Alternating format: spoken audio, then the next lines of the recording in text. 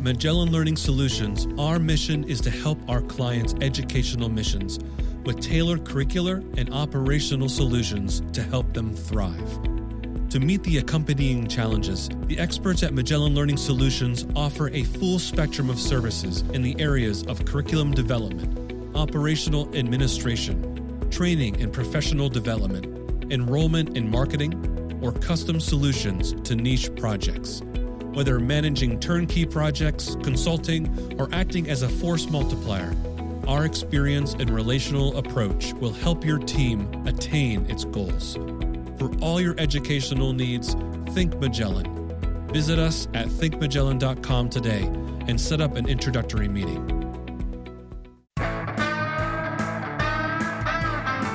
Welcome to the Magellan Podcast, navigating education in the 21st century. This podcast brings the expertise of Magellan Learning Solutions to the biggest questions and issues in higher education. It is produced and directed by Adam Rank, podcast theme written and recorded by Wayne Patton, and it features Magellan partners Wayne Patton, Aaron Traphagen, and Emily Hetty. If you're like most people, you've probably learned some piece of information and then, as soon as it didn't seem useful anymore, promptly forgot it. It takes a lot of effort to move knowledge from short-term memory to long-term memory, where you can call on it over and over again. Today's conversation about Germane Load will give us tips for helping students to do this more effectively. Join the Magellan partners as they discuss Germane Load. Thanks for that intro, Adam. That might have been the most dramatic interpretation of moving information from short-term to long-term memory ever. Very well done. Again, hello, everybody. I'm Aaron Traphagen. I'm here with Dr. Emily Hetty and Dr. Wayne Patton. How are y'all doing? Fabulous.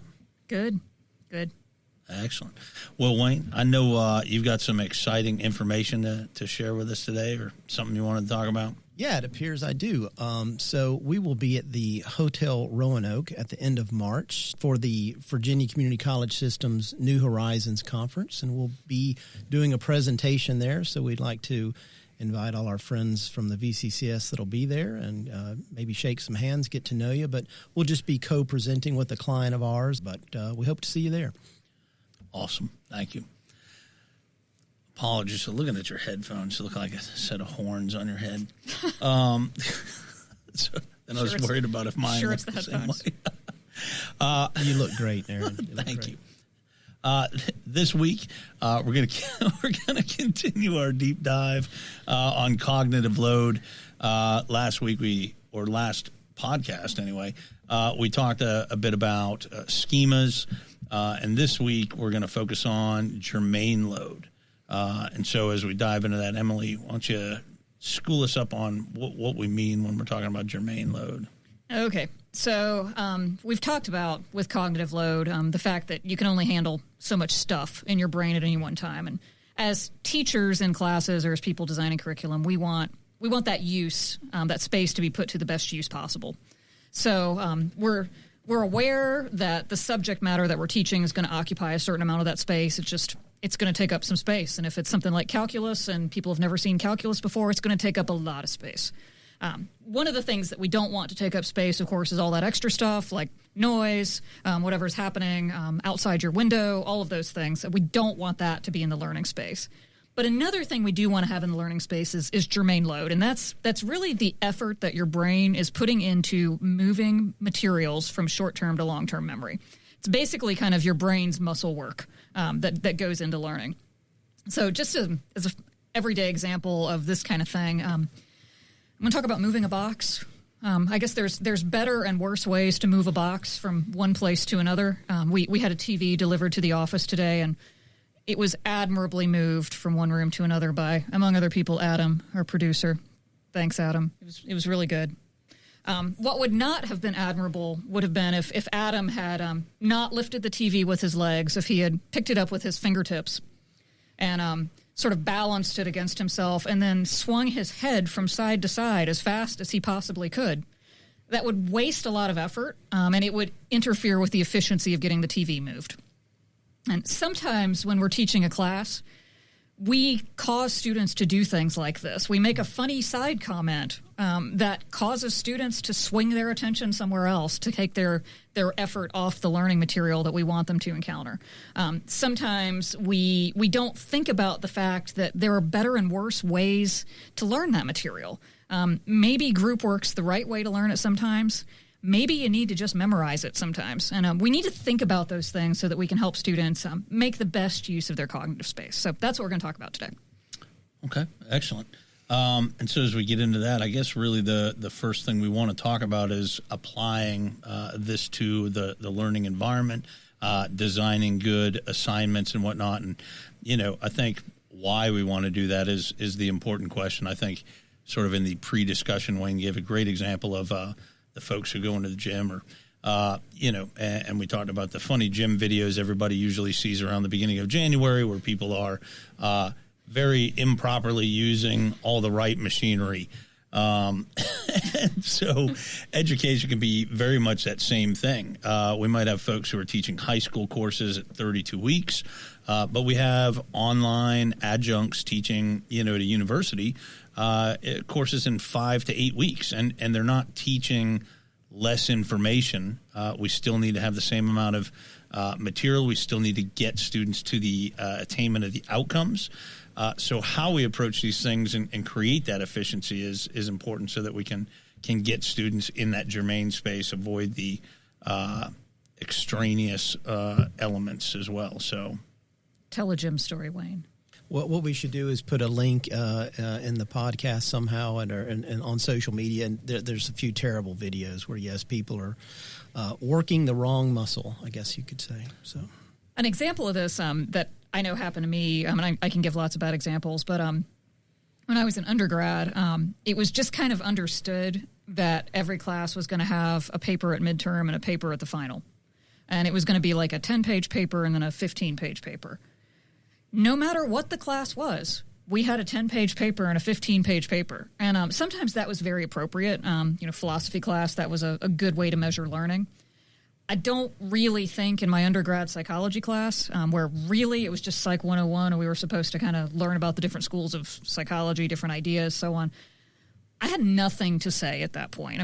I didn't have anything that I could analyze. I was really just supposed to be kind of learning the material. A test would have actually been a more germane way of approaching that material. So that's one example. Yeah, I think that at that level you're thinking of, terms, you're thinking of graphics and imagery. I think for psych we had to draw out the parts of the brain and what their functions were. And that was 35 years ago, and I still remember it because It was appropriate for the level. But yeah, often, at that point, you're asked to write a paper, and when you're an 18-year-old student, you're feeling like you're just filling in the words on the lines of the paper to try and finish the assignment. But how beneficial is it? Not very. Not very. Another example, and I'll tell my second horror story. When I was in undergrad, I went to a big research institution, and it was not liberal artsy. We didn't do much of anything to try to connect one discipline to another. The place was just so big. I don't know how they would have done that. So we really struggled with things like we talked about in the last episode, schema formation. We struggled with making connections among classes, connections among disciplines. And the university, to its credit, realized this, and they realized that was a shortcoming. So they fixed it, though, through putting in place a requirement that everybody who was getting a Bachelor of Arts degree, not a Bachelor of Science, but a BA, was going to have to take an upper-level class, a 400-level class, outside of their major and outside of their minor. So I took a sociology course, and I didn't really know anything about sociology. I'd taken Soc 100, and that was pretty much it. So I go into this 400-level course, and we had an instructor who basically gave us an article to read every day, who had us write a one-page summary of the article every day, and then we spent the entirety of our hour and 48-minute long class twice a week discussing it in a group. Not an instructor-led discussion, but discussing with each other. Now, this is a bunch of non-sociology majors trying to discuss an article that they didn't really understand. Right. So you don't have any existing schemas, really. None. You're attaching this information. It's kind of... None. And we were working very, very hard, but, like the beginner at the gym, we didn't know what to do. We were trying. It was painful. but had nothing to hang it on. I needed some guidance. I needed some instruction. I needed the instructor to help me use my brain muscles properly. And it didn't happen. Yeah, it seems like at the gen ed level, maybe because that's a lot of our background, it's easier to design 1 and 200 level assignments because you kind of know what you're getting. I do feel for, faculty, and once you get into that major realm where, again, like we talked about in the last podcast, you're getting students that have maybe come from different gen ed experiences. Maybe they were a dual enrollment student, maybe they're younger, maybe they're an older online student, and they're hitting their business major or education major with all different, types of skill sets and organizational understanding of the data they've been given. So I think that from a perspective of, coming from our gen ed background, kind of knew that you were getting this type of student. Is there an art and a science to maybe thinking about how you build these things off once you hit a 300 and a 400 level course or going into a master's level? Yeah, I think so.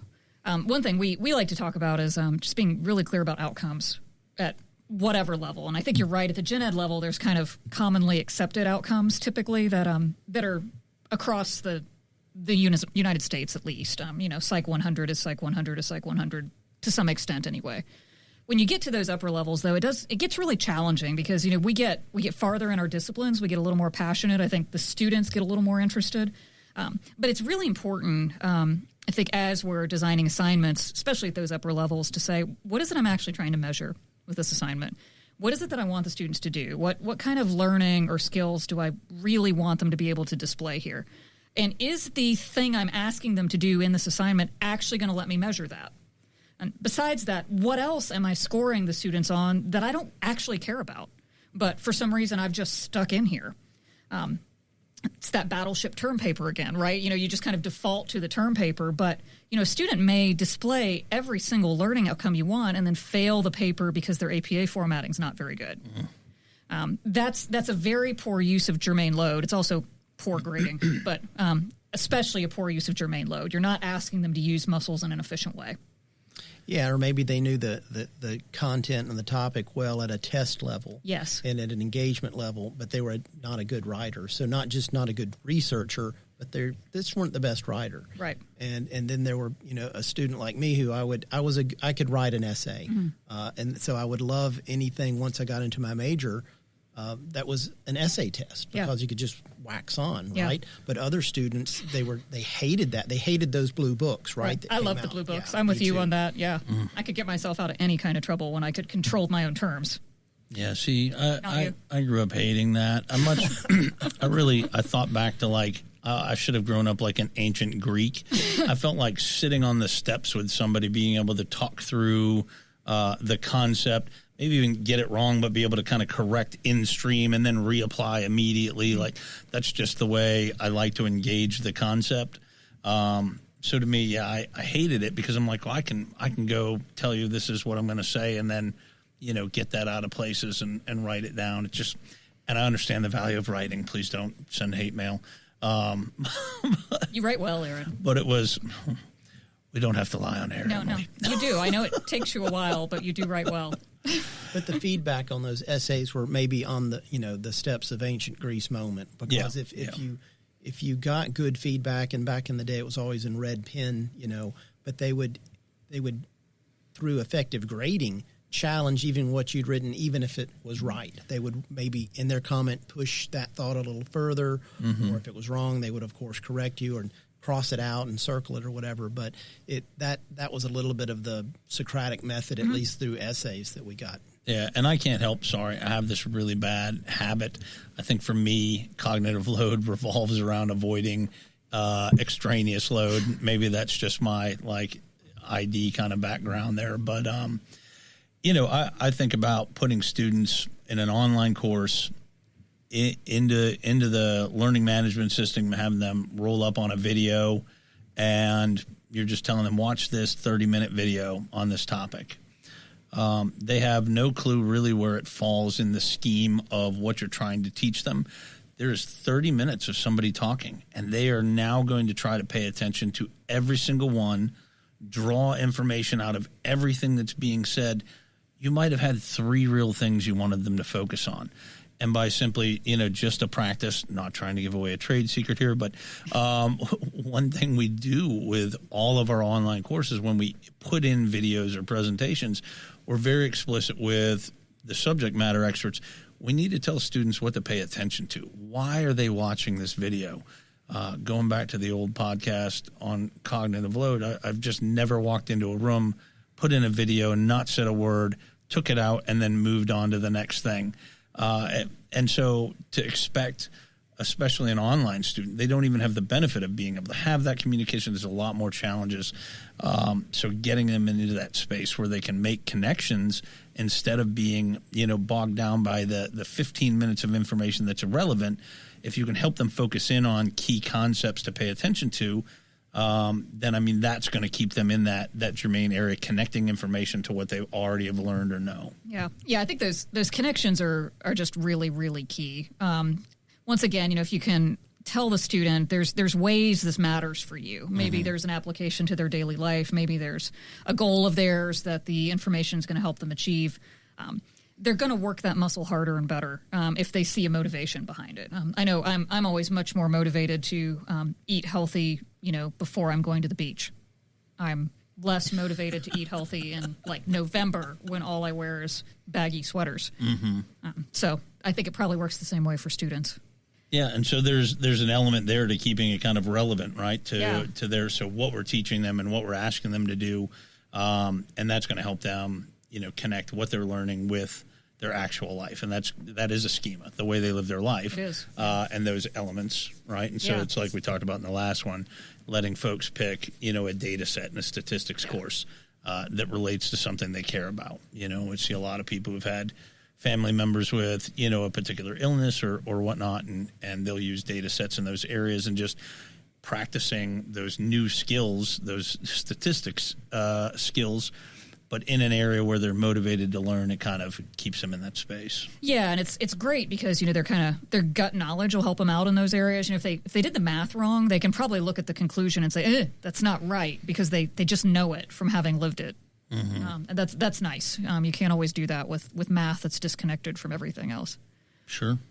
Yeah, we were talking about philosophy, and a lot of students love to hate philosophy. Of course, I love it. But a couple of our peers did such a good job at doing something culturally relative to the time. So they would, one of our peers would connect it to it was like a Star Trek question, or it was a kind of a terrorist type of question that made them, go through some notion of looking at ethics or morality or whatever the situation was. They tied it to something that they knew their audience would be interested in. And those were some pretty cool assignments. Yeah, very cool. I think this is also another place where universal design principles can really help out. Aaron, you mentioned that, if you're given a paper that's just going to create a bunch of extra stuff for you that you don't want, that you don't necessarily need to demonstrate your learning. And it's not always appropriate to give flexibility in how students accomplish the learning outcomes. Sometimes you got to assign a paper because it needs to be a paper.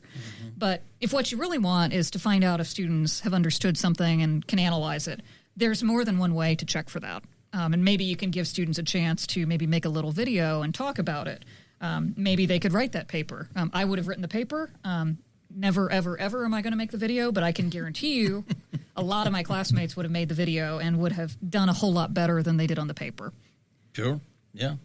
And so in the other vein, there's techniques at an administrative level, or at an advising level. So, think about, I've had some days as an advisor talking to students who are getting ready to take courses, and, everybody wants to go as fast as possible, and so they've signed up for 4 classes at the same time, and one of those is philosophy, and as most of us didn't have until we hit philosophy, intro, they have no background or schema related to philosophy, and that's where you try and sit and talk with a student. I know you're trying to go quickly and be efficient and move through the curriculum, but maybe you could take a class or 2 less right now while you tackle a really tough course, because that's going to free more time. So instead of all that, additional load from the other courses, because when you're in your philosophy course, all the stuff from the other courses, unless it's some sort of interconnected curriculum, is extraneous to that, right? And so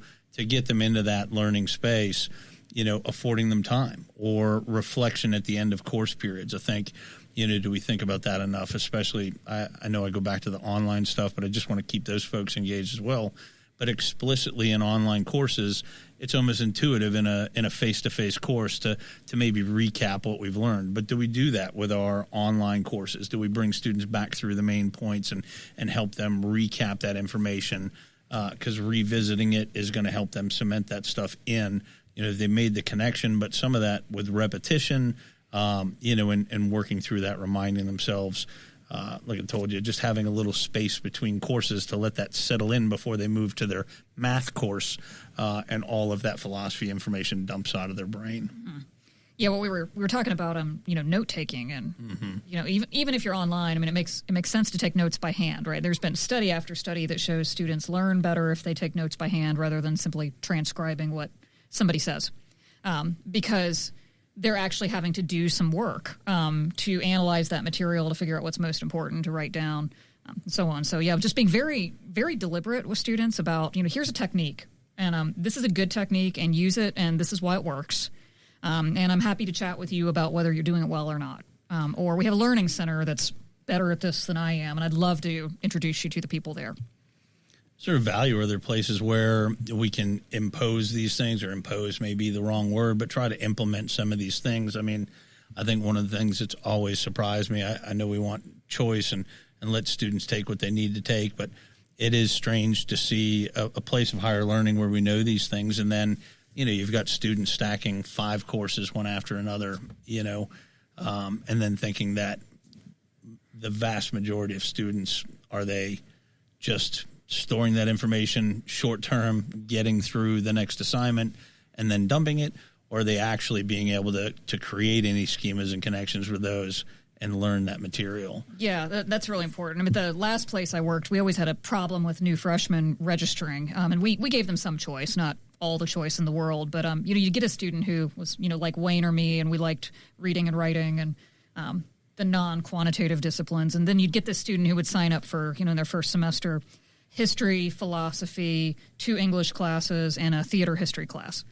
And you talk to the student, you'd say, these are all heavy reading, writing courses. You're going to have trouble. You need to break this up. And they'd say, but I love these things. These things are easy for me. That's like going to the gym and doing 3 hours of exercise on one muscle. So, thinking of it in a balanced way. Yeah. Makes sense. Okay. And maybe this is a segue more to the next podcast, but when you have a student that is not interested in a subject at all, but it's part of the path they have to take to get through this grid of obtaining a degree, good design and thoughtful assignments and activities and ways to engage them are kind of like this tether to get them through where almost everything else is lacking, because they don't have a schema and they don't have interest. And even if they're a student with a lot of grit and will, it's not their thing, right? But yeah, a good design and a good instructor will kind of get them through it, so they can get onto the next subject where they can write an essay in a blue book or they can read something. But that's so important. And there were teachers in my life like that where it was only because of their tenacity and not mine, and how they made it at least as interesting and practical as they could to get students through, because they were smart enough to know that not everyone was going to be a math major. Mm-hmm. Yeah, and as we get ready to wrap, I mean, that's a good, thought there. To me, the key here with the Germane is just, it's funny, it's the point, but you can't really get there without just talking about the other 2 elements. So that extraneous, the core principle is if we focus on reducing that at all costs where we can. We know we can't take every factor out, but if we can reduce those things, and then if we can ensure, like we talked about in the last one, that the schemas are set up so that they're coming into prerequisite courses, and we're planning the curriculum so that it connects information they should already have with the new information, then I think that's that in my mind, and I think anybody who's talking about probably cognitive load, that is the best way to ensure we can maximize the amount of time students spend in this space. It's great. Well, we appreciate everybody listening today. We look forward to talking to you next time, or you listening to us next time, I guess, as we talk about how can instructional designers help with cognitive load issues. Thank you for listening to our discussion on Germane Load. If you enjoyed the podcast today or found it helpful, follow us on iTunes, Spotify, or where you listen to podcasts, and listen to our earlier episodes. Leave a review and let us know what you think. In 2 weeks, we finish our discussion on cognitive load, discussing how instructional designers can help with cognitive load issues. If you or your school is looking for help with RSI, your online ecosystem, curriculum, or course development, think Magellan. Our team would love to help. Reach out to us at thinkmagellan.com. Thank you for joining us on the Magellan Podcast, Navigating Education in the 21st Century.